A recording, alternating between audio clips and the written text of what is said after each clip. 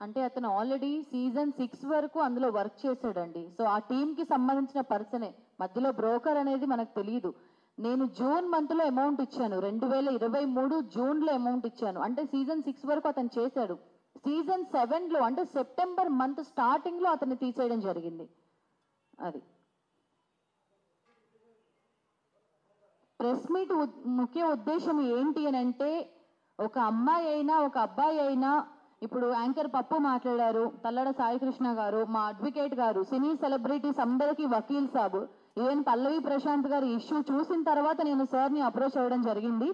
So నేను చెప్పే ముఖ్య ఉద్దేశం ఏంటి అని అంటే, ఈవెన్ మా బ్రదర్ సుధాకర్ కూడా మాట్లాడడం జరిగింది అనమాట. అసలు ఎందుకు అవసరమా, నువ్వు మీడియా ఎందుకు వస్తున్నావు అంటే, నేను ఒకటే చెప్తున్నా, ఒక మీడియా అమ్మాయిని అయ్యుండి ఒక యాంకర్గా ఆఫ్ స్క్రీన్ కావచ్చు, ఆన్ స్క్రీన్ కావచ్చు, ఒక యాక్టర్గా ఉన్న నేను 2,50,000 ఇచ్చి, సరే ఓకే ఈ సీజన్లో వెళ్ళలేకపోయాను, నన్ను మోసం చేశారు అంటే, అతను మోసం చేశాడు, మోసపోవడము నా తప్ప లేదంటే మోసం చేయడం వాడి తప్ప, ఈ విషయం పక్కన పెడితే నేను కామ్గా ఉంటే, ఇప్పుడు నా దగ్గర 2.5 లక్షలే ఉన్నాయి కాబట్టి నేను 2.5 లక్షలే ఇచ్చాను.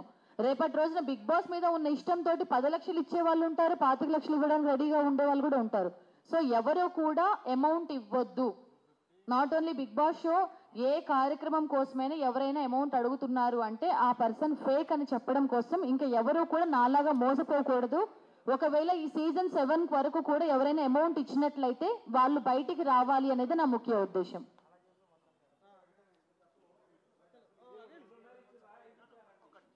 ఇప్పుడు ఇక్కడ మీరు క్లియర్గా అబ్జర్వ్ చేయాలి, అమ్మాయి మోసపోలే, వాడు మోసం చేసిండు. ఇప్పుడు అమ్మాయి బ్యాక్ డోర్ బిగ్ బాస్కి లంచం ఇచ్చేయడానికి ట్రై చేయలేదు, వాడు కాస్ట్యూమ్స్ కని ట్రై చేసిండు. క్లియర్గా రాస్తుంది, నేను బట్టలకి మీరు ఒక పిఎన్ పెట్టుకోవాలనే ఉద్దేశంతో చేశారు. అమ్మాయి బిగ్ బాస్ 15 లక్షలు ఇస్తామంటే 1 లక్ష రూపాయలు కూడా 50,000 కూడా ఇచ్చేది అమ్మాయి కాదు. Because she also talented. ఆమె వర్క్ నేను ఆ హార్డ్ వర్క్ ఒక 20 days నుంచి ఆమె personally watching. Okay, Sai Krishna garu కానీ హీరోయిన్ గారు కానీ చాలా హార్డ్ వర్కర్స్, వాళ్ళకి అట్లాంటి ఉద్దేశం కూడా లేదు. బ్యాక్ డోర్ నుంచి ఎంట్రీ, వాడు మోసం చేస్తాడు, వీళ్ళు మోసపోలే. ఓకే, ఇట్లా ఎవరు మోసపోకండి అనే ఉద్దేశమే విషయం. ఓకే అండి, సో మీరు అడిగారు కదా డబ్బులు అడగడం ఎంత తప్పు, డబ్బులు ఇవ్వడం కూడా అంతే తప్పు అని. నేను బిగ్ బాస్లోకి పంపించడం కోసం నేను అమౌంట్ ఇవ్వలేదు. నేను డే 1 నుంచి అదే చెప్తున్నా. Every Saturday Sunday special costumes, ఎందుకంటే నాగార్జున గారు వస్తారు ఎవ్రీ సాటర్డే సండే కంటెస్టెంట్స్తో మాట్లాడతారు కాబట్టి అక్కడ మనకి పిఆర్ కావాలి, మనం బయటైనా ఒక పిఆర్ని పెట్టుకోవాల్సింది. ఆ తర్వాత కాస్ట్యూమ్స్ వాళ్ళే ప్రొవైడ్ చేస్తారు, వాళ్ళకంటూ ఒక స్పాన్సర్స్ ఉంటారు. స్పాన్సర్స్ అనేవి బాగా ఫెమిలియర్ అయిన వాళ్ళకి స్పాన్సర్స్ ఇస్తారు. సో నేను అప్కమింగ్ కాబట్టి నా కాస్ట్యూమ్స్ కోసం నేనైనా బయట నుంచి తెప్పించుకోవాల్సిందే. సో నాకు యాజ్ ఎ బ్రదర్గా అతను సపోర్ట్ చేస్తా అన్నాడు కాబట్టి నేను అమౌంట్ ఇవ్వడం జరిగింది.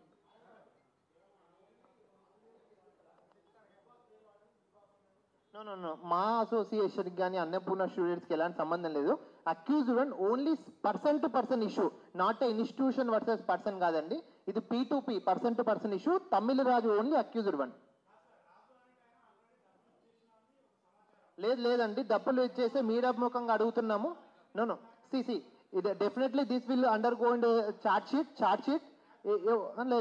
నేనేమంటున్నా, లిజన్, ఒకవేళ ఆయన ఇచ్చిందంటే డెఫినెట్లీ కోర్ట్ ఆఫ్ లా ముందు ప్రొడ్యూస్ చేయమనండి, చట్టం తన పని తాను చేస్తుంది. టోటల్ అమౌంట్ 2,50,000 రూపాయలు నేను ఇచ్చాను. 25,000 రూపీస్ ఫోన్పే అంటే అది ఫోటోషూట్ కోసం. మొత్తం మీద 2,75,000 రూపాయలు ఆన్లైన్ ట్రాన్సాక్షన్స్ నేను చేసినవి ఉన్నాయండి. ఎవరికి ఇచ్చారంట అమౌంట్ మీరు అడిగారు క్వశ్చన్, ఎవరికి?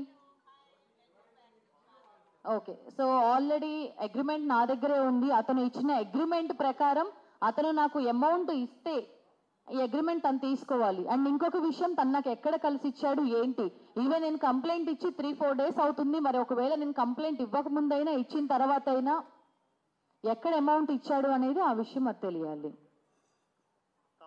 కంప్లైంట్ ఇచ్చే ముందు నేను ఆయన్ను ఒక 10 days టైం ఇచ్చాను. నేను ఆయన డైలీ ఫోన్లో మాట్లాడుతున్నాము, బ్రదర్ మీరు ఇందరూ సినిమా ఇండస్ట్రీ దయచేసి ఇవ్వండి అంటే, నేను ఇవ్వను, మీరు లీగల్గా ప్రొసీడ్ అన్నందుకే మేము జూబ్లీహిల్స్ పోలీస్ స్టేషన్లో క్రిమినల్ కేసు పెట్టడం జరిగింది.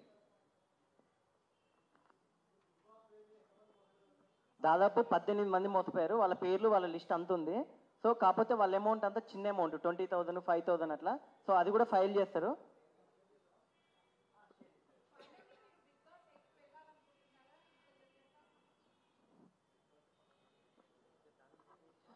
ఓకే, ఫస్ట్ ఆఫ్ ఆల్ నేను అందరికి ఒక చిన్న విషయం చెప్తున్నాను. అందరూ తమ్నైల్స్ చూసి నన్ను కొన్ని క్వశ్చన్స్ అడుగుతున్నారు, లేదంటే నాకు పర్సనల్గా ఫ్రెండ్స్ అయినా ఎవరైనా ఫ్యామిలీ మెంబర్స్ అయినా కాల్ చేసి అడుగుతున్నారు ఏంటి బిగ్ బాస్ టీం నిన్ను మోసం చేసిందని. నేను ఈ రోజు వరకు కూడా మా టీవీ యాజమాన్యం కానీ బిగ్ బాస్ టీం వాళ్ళు కానీ నన్ను మోసం చేశారు నేను ఎక్కడా చెప్పలేదు. మళ్ళీ మళ్ళీ మళ్ళీ మళ్ళీ ఎక్కడికి వచ్చి చెప్పమన్నా నేను చెప్పడానికి రెడీ. మా టీవీలో ప్రసారం అయ్యే బిగ్ బాస్ షో అనే కార్యక్రమం పేరు అడ్డు పెట్టుకుని తమ్మాలి అనే రాజు అనే పర్సన్ నన్ను మోసం చేశాడు తప్ప బిగ్ బాస్ టీం వాళ్ళు కానీ మా టీవీ వాళ్ళు కానీ ఎవరు నన్ను మోసం చేయలేదు. సో మీరు అడిగిన క్వశ్చన్ కూడా ఆన్సర్ ఉంది. నేను అసలు హైదరాబాద్ షిఫ్ట్ అయిందే కేవలం బిగ్ బాస్ అనే ఆ షోకి వెళ్ళడం కోసం. సో ఆఫ్ స్క్రీన్లో నేను దాదాపుగా 2013 నుంచి ఇప్పుడు 2024 వరకు 3000కి పైగా నేను షోస్ చేశాను ఒక యాంకర్గా. సో నేను అనేదాన్ని ఆన్ స్క్రీన్కి కొత్తగా అవ్వచ్చు. ఒక మూవీ హీరోయిన్గా 3 మూవీస్ చేశాను, అందులో 2 మూవీస్ రిలీజ్ అయ్యాయి. నేను అనేదాన్ని బయట ప్రపంచానికి తెలియాలి అని అంటే, నాకంటూ ఒక పేరు గుర్తింపు రావాలి అని అంటే నాకు కావాల్సింది బిగ్ బాస్. సో బిగ్ బాస్ సీజన్ 8, 9, 10 నేను వెళ్ళేంత వరకు నాకు ఎంతవరకు అవకాశం ఉంటే నేను అంతవరకు ప్రయత్నిస్తాను. సో టాలెంట్ ఉంటే ప్రతి ఒక్కరికి కూడా బిగ్ బాస్ అనేది అవకాశం ఇస్తుంది. నా ప్రయత్నం అయితే అది ఎప్పటికీ ఆగదు. నేను వాళ్ళు ఎవరికి కాల్ చేయలేదండి. ఫస్ట్ ఆఫ్ ఆల్ నేను చేసిన మిస్టేక్ ఏంటి అని అంటే, నా పక్కన ఉన్న ఈ పర్సన్ ఒక 10 years నుంచి ఫీల్డ్లోనే ఉన్నారు, అక్కడ నిలబడ్డారు. డిఓపి సుధాకర్ గారు నాకు 1 year నుంచి తెలుసు, మా మూవీ డిఓపి మా అన్నయ్య. సో తను అంటే వీళ్ళ ఎవరిని అడగకుండా నేను ఏంటి అని అంటే ఒక్కదాన్నే వెళ్ళాలి, నేనే నా టాలెంట్ అంటే ఏంటి చూపించుకోవాలి అని చెప్పేసి, అంటే వితౌట్ ఎనీ ప్లాట్ఫామ్ ఒక యాంకర్గా నేను ఎలాగైతే వచ్చానో బిగ్ బాస్ షోలో కూడా నేనే సొంతంగా వెళ్ళాలి అని చెప్పి నేను ప్రయత్నం చేశాను. నేను చేసిన ప్రయత్నం తప్పు, అది నేను నమ్మిన పర్సన్ తప్పు. ఇంకోటి ఇందాక అన్న మీరు అన్నట్టు ఆ పర్సన్ ఎవరైతే మాకు డబ్బులు ఇచ్చారో అది అన్నారు కదా. సో డే 1 స్వప్నతో కూడా ఏమన్నారంటే క్యాష్ ఇస్తావమ్మా, ఎందుకంటే చాలా మంది ఉన్నాం పంచుకోవడానికి అని అనంట. సో నేనేంటంటే ముందు జాగ్రత్తతో కొంచెం ఆలోచించే ఎవ్రీథింగ్ ఫోన్పే అంటే ట్రాన్సాక్షన్ యూపీఐ ఐడి స్వప్న అమ్మినేని అకౌంట్ నుంచి తమ్మాలి రాజు అనే అకౌంట్కి జూన్ 7వ తారీఖు 50,000, జూన్ 8వ తారీఖు 40,000, జూన్ 8 మళ్ళీ 40,000, జూన్ 9 70,000, జూన్ 9వ తారీఖు 25,000, జూన్ 9వ తారీఖు 5,000, జూన్ 10వ తారీఖు 20,000, జూన్ 13వ తారీఖు 8,000. ఇట్లా ఎవ్రీథింగ్ యూపీఐ ట్రాన్సాక్షన్తో సహా స్క్రీన్ షాట్స్ రెడీగా ఉన్నాయి. సో తను ఒకవేళ క్యాష్ ఇచ్చింది అంటే ఇలాంటి ఎలిగేషన్స్ ఈజీగా చెప్తూ ఉంటారు.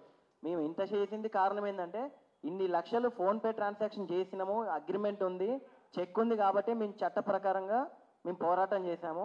సో ఇక్కడ రాజు అనే పర్సన్ మాకు ఒకళ్ళు డబ్బులు ఇస్తే మేము ఇంత చేసేవాళ్ళం కాదు, ఇంకోటి వేరేలా చేసేవాళ్ళం. ఖచ్చితంగా మా టీవీకి అతను చేసిన క్రిమినల్గా తనని ఖచ్చితంగా గుర్తించి చెప్పేవాళ్ళం. So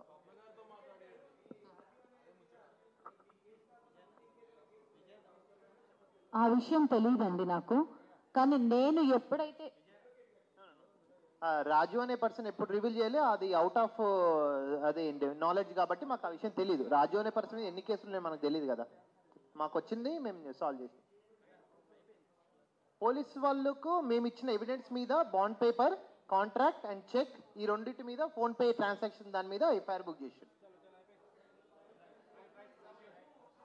definitely all cheque, bond, FIR copy అన్ని చూపిస్తాము. Okay right.